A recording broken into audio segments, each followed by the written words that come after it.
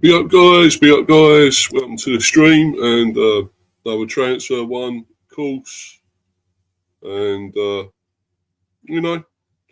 it's just one player to really talk about, and that's this guy behind me, Max Beier. I don't know how you actually say the name. As that obviously it's German. Based for Borussia Dortmund, striker. So hopefully, I guess if we bring him in, maybe it will be time for Visser to go. But although I've been hearing and seeing that Keith Andrews says he expects Visser to stay at the Bees. Well, do we want a guy that don't want to be here? Let's be honest. We don't want to play here. I mean, apparently he wants him to stay. So, well, fair enough if you want that, Keith. But to be honest, I think we should get rid of him. He's got to go. Get the money for him and get his 50 mil, 60 mil. While we can. Take this money and run. And get these other players in, hopefully this guy here. And I will obviously go straight into that. But I've got a comment here from Warren. Be up to you, Warren. Hope you're good, buddy. Thanks for coming in. Hi, Steve. Hope you're okay. Yeah, cool, mate. Cool. Yeah, pretty good. So I'll just go into this and talk about this guy and see what we make of this one. This could just be a rumour. I mean, I don't know. It's obviously it's on Sky Sports and everything today. There's no actual bid been made or offer made yet. I don't think so. Who knows if anything will happen here? Apparently, we have got some others we're linked with. There are other strikers on the list, so he's not the only one. So we may just be looking elsewhere as well, but we could see if a bid will come in for him. So, Max Beier, Brentford considering move for Borussia Dortmund forward, which could allow Johan Visser to join Newcastle. Brentford are considering a move for Borussia Dortmund forward Max Beier, that could allow Johan Visser to depart the Bees for Newcastle. Beier can play anywhere across the front line, but has been a centre forward for Dortmund, who are closing in on Wolves' Fabio Silva.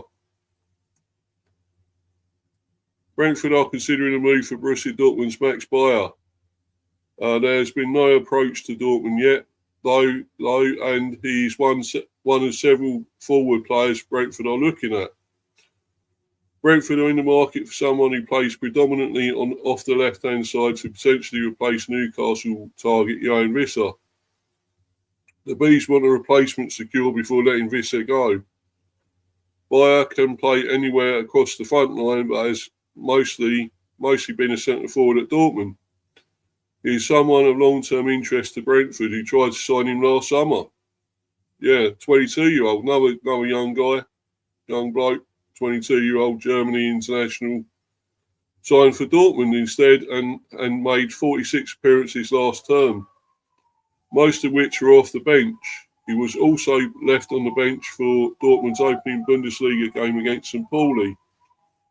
Dortmund are getting closer to an agreement with Wolves for striker Fabio Silva, and if they sign him, it may limit Beier's game time further. Will Visser still be a Brentford player come next week? Yeah, big question. Speaking on Monday, Keith Andrews said he fully expects Visser to still be a Brentford player after the summer transfer window closes. I'm not so sure we want that. Is that a good idea to keep him? Possibly not. The forward has not played for the Bees this season. The speculation around his future continues to swirl. It's very similar, stroke the exact same. Stroke the exact same as where we were pre-Villa. He said in a press conference on Monday afternoon ahead of playing Bournemouth in the Carabao Cup on Tuesday, live on Sky Sports Plus. He won't be involved versus Bournemouth in the Carabao Cup. Again, it's just a decision based around what I feel is best for the group. The focus is on the group tomorrow. Johan won't be involved. As far as I'm concerned, there's been no movement in any way, and I fully expect Johan to be here come next Tuesday. Asked if Visser would be able to be integrated into the squad if he does not leave West London, Andrews added, "That's the plan. If I didn't think it would be, my stance on it would probably be different. We got a phenomenal group of players and staff that has been built over numerous years, where there's a real culture of togetherness, a real underpinning of respect throughout the building. People walk in and they feel that. Anybody that's not attached to the football club can sense the club is run in a certain way." So, yeah, well, we'll see. Personally, I don't want him here. Visser, it's causing shit. He's a troublemaker, and he's been, how can we respect this bloke after what he said and done, and, seemingly don't want to play anymore for us? Yeah, be up to you, Harry. Hello, Stephen Warren. Hope you guys are all okay. Yeah. Cool, mate. Cool, buddy. Yeah. Probably time to move Visser on for me if he's clearly not committed to you guys. Exactly. I totally agree there, Harry. 100%. 100%. And, if you're going to take all everything your connection to the club off of social network, then really you don't want to be there, do you? You don't want to know him anymore. That's what it tells me. Got rid of all these anything to do with the bees, connection to the bees. He don't want it. He's deleted it. Got rid of it all. So really, the man don't want to be here. So let's get him out. Get him out. Get the money. Take the money. Get this guy maybe Max Beier, and and let's move on. And there is just this article as well. Pretty much says the same thing, I think. Brentford are reportedly giving consideration to trying to sign Borussia Dortmund forward Max Beier. The Bees have enjoyed a solid start to the campaign. Keith Andrews witnessing his side defeat Aston Villa on Saturday afternoon to make it 3 points on 2 Premier League fixtures. However, as the uncertainty over Johan Visser's future continues, it is clear that Brentford may require a like-for-like replacement for last season's joint top goalscorer. According to Sky Sports News, Brentford have identified Beier as one of several attacking targets for the closing week of the summer transfer window. In his first year at the Westfalenstadion, the Germany international contributed 10 goals and 6 assists on his 47 appearances in all competitions. That was a respectable return for someone who counted 22 substitute outings to his name. Yet it remains to be seen whether he remains an important player in the squad. Beier was an unused substitute as Dortmund drew 3-3 with St. Pauli in last weekend's Bundesliga opener, casting doubt as to whether they are open to a sale.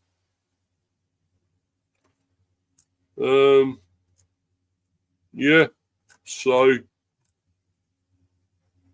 to me, maybe we are going to get him. Maybe we are going to make a bid. But if there are others we're after, who knows? I mean, we could make a bid and it's not accepted. We move on to the next one, I guess. So just got to wait and see on this one, guys, I think. But yeah, I think he'd be a good addition if we could get him in. It'd be really good. Another young guy, just 22. So a long way to go. And could make him better, try and improve him even more, I think. So, yeah, could be an exciting one. We'll wait and see. But I am just going to go through. I'm just going to go through a little bit of a match preview for the game tonight. Of course, we're playing Bournemouth, as we all know, in the Carabao Cup in the second round. Also, I'm going to be on a couple of streams later on. One at 7 on the Dugout football channel. Doug, that Liverpool fan, great guy. Obviously, I'm going on his channel, and it's like a Premier review. Obviously, all the games they've been over the weekend and so forth. So, just a bit of a review with that one, and then I think that will also be on the OTF, on the OTF channel later on as well. 8, doing that one as well. That's a bit of a review as well. So, I'll be on them, guys. So check that out. Yeah, and follow me on Insta, Mr. B for Life 182, and subscribe to Mr. B Hive Football Chat. Mr. B Chats England Cricket. Please keep doing that, guys. Please keep smashing the like, showing your love and support. And I'm up to 172 subs now, so keep that going up. Let's get me to 200 and beyond. That'd be great. So anyway, I'm going to do this, go through this, the preview. There's been no actual squad team named yet for the game. Obviously, there's plenty of talk about, a lot of players who haven't played yet will get featured tonight, I think. So we'll wait and see. But obviously, there is this article here. Match preview, Bournemouth versus Brentford, analysis, team news, match officials and more. Here's everything you need to know ahead of Brentford's Carabao Cup round two tie against Bournemouth at Vitality Stadium on Tuesday evening. Today, obviously, 7:45. Brentford travel to Bournemouth in round 2 of the Carabao Cup on Tuesday evening at Vitality Stadium. The Bees defeated Aston Villa 1-0 at GTEC Community Stadium on Saturday, while Andoni Iraola's side beat Wolves by the same scoreline. Analysis, team news, match officials and more. Here's everything you need to know before kickoff. Pre-match analysis, Stephen Gile, playmaker stats. Expect late goals at Vitality. Losing one world-class defender, let alone 3, would be a blow for any Premier League side, but Bournemouth's style of play under Andoni Iraola may help the Cherries overcome a summer of change. The Dorset club have taken considerable strides under the former Rayo Vallecano manager, and they recorded an impressive 9th place finish in the Premier League last season. The Cherries level on points with Brentford, but above them on goal difference. A league double over Mikel Arteta's Arsenal, along with impressive victories over the likes of Man City, Newcastle and Manchester United, underline Bournemouth's capacity to go toe-to-toe against heavyweight opposition. But the downside of such success was that star players Dean Huijsen, Real Madrid, Ilya Zibani, PSG, and Milos Kerkez, Liverpool, were subsequently poached in the summer. As Alex Smith of the Bournemouth Daily Echo mentions in his pre-match notes, the Cherries have big shoes to fill in defence, and they are reportedly keen to add numbers at the back ahead of the transfer deadline day. However, while new additions may be needed to plug the gaps, Iraola's Cherries may very much defend from the front. In fact, Brentford's own backline are likely to come under considerable pressure during Tuesday's Carabao Cup clash between the two sides, with the numbers suggesting that the Bees will not be given much time to settle on the ball at Vitality Stadium. A bit like against Forest, I guess, in a way then. Iraola has spoken about the inspiration he has taken from Marcelo Bielsa, who he played under at Athletic Bilbao. And the Cherries' attacking approach out of possession bears many of the hallmarks associated with the iconic Argentinian coach. One of the best metrics to gauge a team's pressing intensity is known as PPDA, passes per defensive action, which measures the number of passes the team allows their opponents in their own half before they gain possession. The basic idea is that the more intensely a team hunts down possession in their opponent's defensive third, the fewer passes it will allow them in that area of the pitch. Suffice to say, Bournemouth 9.9 passes per defensive action, topped the charts in the Premier League in relation to PPDA last season, ahead of Arsenal. Spurs both 10th, and champions Liverpool 10.3. Despite their high-profile defensive departures, Bournemouth have retained the services of their formidable attacking spearhead of Evan Nielsen, Antoine Semenyo and Justin Kluivert, who all reached double figures for Premier League goals last season. And the latter is now back to full fitness after recovering from a calf injury he sustained in pre-season. Marcus Tavernier struck early to earn the Cherries their first win of the season against Wolves on Saturday. But last season at least, the South Coast club were exceptional when it came to scoring late in games. To underscore that last point, Bournemouth scored 20 of their 58 Premier League goals, 34% after 76 minutes in 24-25, more than any other team in the division. Up against a side with a pioneering playing style and a track record in the Carabao Cup. It would be handy to have access to some inside information, and Brentford may have just the man. Dango Ouattara will be gunning to take down his former employers on his old stomping ground. And the Burkina Faso international will be full of confidence after scoring the decider and posting a series of outstanding stats on his debut for the Bees. Scout report. Dan Long, Sky Sports, can Cherries make another step forward following the best ever campaign? The days are not just financial insecurity, but the threat of extinction are, as everyone who loves football would agree, thankfully very much a thing of the past for Bournemouth. That said, the 2008-9 season in particular, where they started with a 17-point deduction and still stayed up by 9 points, serves as an important marker in the South Coast club's long history. A painful memory, but a reminder things can always be worse. And equally that there is always a potential for more. Who would have thought that just 16 seasons before the Cherries would have had arguably their best ever campaign?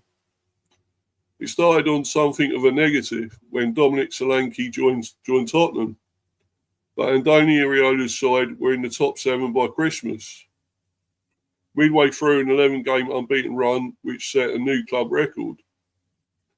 Before that period, they had already beaten both Arsenal and Man City at the Vitality Stadium. During it, they sunk Tottenham and Manchester United before sticking 4 past Newcastle, a result Iraola called unforgettable, and 5 past Nottingham Forest when Dango Ouattara scored a hat-trick.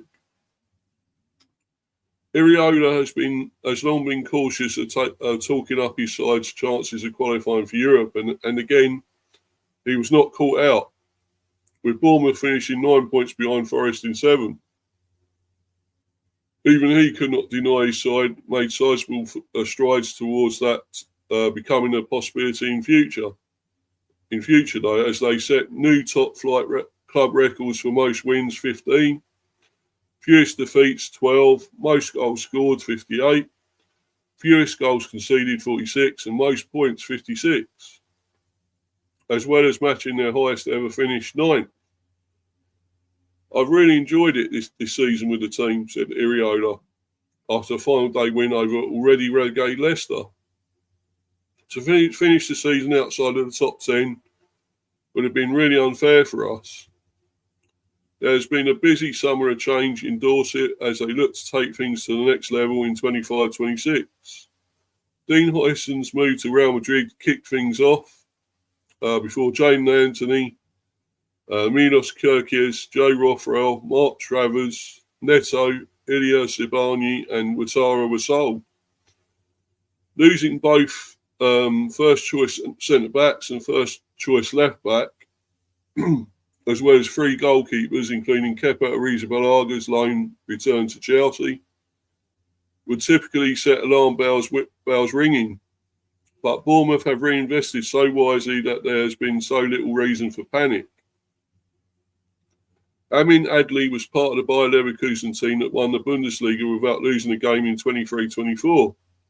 Adrien Truffert and Bafodi Diakate both played for France at the Olympics in 2024. And Ben Doak has come in from Liverpool with such a high level of potential. The first points of the season came from the 1-0 win over Wolves on Saturday, but they impressed in the opener against Liverpool too. Could this be the season Bournemouth take a step forward into the unknown?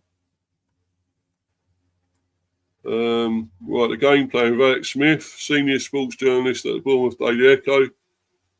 Alex Smith, senior sports journalist at the Bournemouth Daily Echo, explains how the Cherries are likely to set up on Tuesday night. Andoni Iraola's style is pretty set, said Smith. It is a 4-2-3-1, usually with quite a high press. He looks to win the ball high up the pitch and hit teams on the transition and the counter-attack if they can. They scored their 2 goals against Liverpool from the counter-attack, so that will be what they try and do. They try and play with a lot of energy. It may be slightly different to what it was at Anfield, as there are a couple of injuries in midfield. So it's not really the first choice for those 2 holding midfielders. With Tyler Adams playing that anchor role and then Alex Scott and Marcus Tavernier dovetailing off that and playing a bit more flexibility in midfield.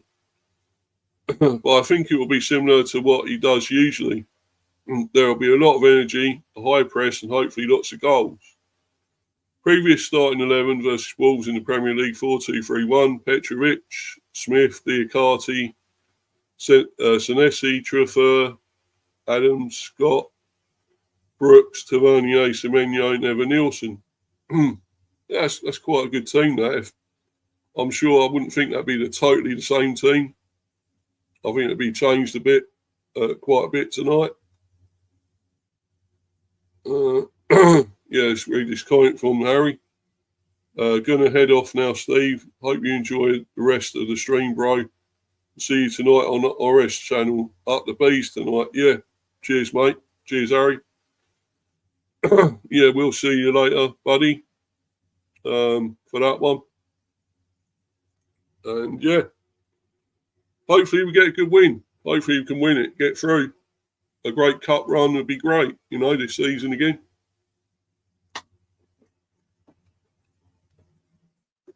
It would be excellent. Anyway, yeah, I'm sure that'd be slightly different, that team tonight, though. There'll be a few rested for them. Still be a strong lineup, though, no doubt. And team news: Brentford squad in a good place for Cherries clash. Brentford head coach Keith Andrews provided an update on the availability of the squad going into Tuesday night's Carabao Cup. So I pretty much went through all this and that Bournemouth thing yesterday, I think. So let's just go through this again. Anyway. We have to take care of a couple who came off on Saturday for more of a precautionary thing as they build fitness. A couple who had slightly disrupted pre-season, said Andrew. But overall, the squad is in a good place and looking really healthy. We'll be strong. We're taking a squad down there which will be as strong and competitive as possible to try and win the game. The focus is on the group, so Johan Visser won't be involved. Again, that's a decision around what I feel is best for the group. So the match official, Salisbury in charge on the South Coast, Michael Salisbury. Referee, assistants, Daniel Robathan and Mark Perry. Fourth official, Farai Halam. Michael Salisbury will take charge of a Brentford fixture for the first time since April 2024 on Tuesday evening. The Lancashire-born official had the whistle for the Bees' 3-3 draw against Aston Villa on that day, and was not appointed to be the man in the middle of a game involving the West Londoners throughout last term. Salisbury refereed Burnley's 2-0 win against fellow promoted side Sunderland at the weekend, handing out one yellow card to the Black Cats, Simon Adingwa. Yet last meeting, Bournemouth won Brentford 2. Yeah, one of our 2 victories against them. Both, beaten twice last season. Brilliant. Yeah, Premier League 15th of March 2025. Brentford won 2-1 against Bournemouth at Vitality Stadium for the second successive Premier League season in March. Vitali Janelt own goal saw the hosts move in front on 17 minutes before Jan Visser headed the Bees level following a corner midway through the half. Christian Norgard, unfortunately, won't be here anymore for this one. He's gone to, of course, Arsenal. Christian Norgard volleyed in the winner with 20 minutes remaining. So we can't rely on him now, I'm afraid. Didn't say any more there. Yeah, I think I read all this pretty much yesterday. Yeah, went through all that yesterday. Yeah. Pardon me. It's going to be a tough game tonight, but don't underestimate Bournemouth at all.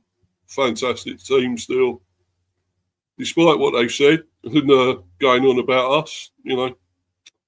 Thinking we're going down. Well, yeah, you can have that opinion. I could say the same about Bournemouth, really, but I never really did, because I always thought you lot were still great, still a great team. You've lost a lot of players as well, so you're kind of in the same boat to us. Okay, you ain't lost your manager. You didn't have to get a new manager in, but it's similar to us. You are in the same sort of boat in a way. So, but I'm not saying that about you lot. I never said you'd go down, but I don't think you will. I mean, I think obviously we both won't be quite as good as we were last season. I think though Bournemouth have done well and had a great start. I mean, yes, they lost 4-2 against Liverpool, but a great performance, superb. Probably could have got something out of that. But Liverpool looked wide open at the back. They looked terrible. So not really surprised they got 2 goals there in a way. So it looks absolutely terrible, Liverpool's defence. It looks woeful, looks pathetic. Canati looks terrible. So is Kirkies. I thought you looked good at Bournemouth, Kirkies, but when he's gone to Liverpool, don't look the same player. Don't look good enough anymore. He was terrible. He let Bruno have that header for Newcastle yesterday in that is it first goal? Yeah, first goal. He let him get up and head it. So he was poor, not strong defensively, and let him out jump him and all that. So no, not great. And that defence looks a bit of a shambles, to be honest. It's pretty wide open. If they didn't have all that great attacking going forward, they'd be in real trouble, Liverpool. But of course, yeah, they're the champions. Obviously, we'll have to play them at some stage, no doubt. Well, we will. So it's what will happen. Being in the Premier, we're going to play them. So play them twice. But anyway, I'm going to bounce, guys, and hopefully we win tonight. I think we'll put out still a fairly good team. It's still going to be fairly strong.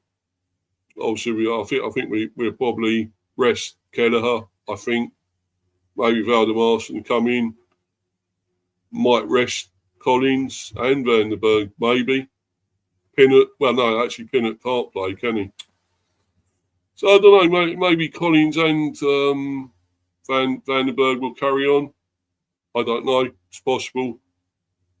I think Henry and Hickey will start probably, and one or two. Obviously, Damsgaard will continue. I think Ouattara will play. Probably Thiago. It's still going to be fairly strong. Still going to play a lot of what we played probably on Saturday. Still be the same, almost similar, some of the team. But yeah, I think it'd be strong. Hopefully we can get through. I think I said it 2-2 yesterday and we win on penalties. But I don't know. I think there could be a few more goals. I might actually go, 3-2 Brentford. I mean, it could easily be the other way, but I just think it could be a few goals tonight. I mean, can we defend though as well as we did against a mediocre Villa team who weren't anything really? Yeah, they had loads of possession. They had a few shots, loads more shots, of course. But they didn't have many in target. I think 2 at least, I think, was all they had on target. So that proves it all. But it's going to be a lot tougher tonight, a lot more danger. They got a lot more threats. Semenyo, of course, Kluivert, Evan Nielsen, and a lot more. So Ben Doak, of course, I'm sure he'll probably play. Yeah, it's going to be tough. But I think we may just come out on top, may just do it. I'm hoping. But if we go out, well, I suppose it's not the end of the world. I would like a good run in this, but it probably won't happen. I mean, we've got the FA Cup to come as well. So, but I would love a good run. But then again, we've got to think about the Premier as well, and doing well there because of course we've got a win there now. We've got 3 points. We're up and running. It's a start, and that's all it is. I'm not getting too gassed. Because we got a lot more to go. Sunderland on Saturday be a real tough one. Got a preview for that. I think will be possibly Thursday or Friday. Match preview for the Sunderland game away on Saturday. As I say, on 2 streams, one at 7 on a Dugout Football podcast channel, and of course on OTF. Oris channel later on at 8. Check them out, guys. Going to have plenty more coming up with transfers and everything, streams and the buzz maybe. I may do that. We'll see. We'll see what happens.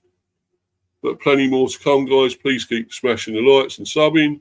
Please keep following me, supporting me.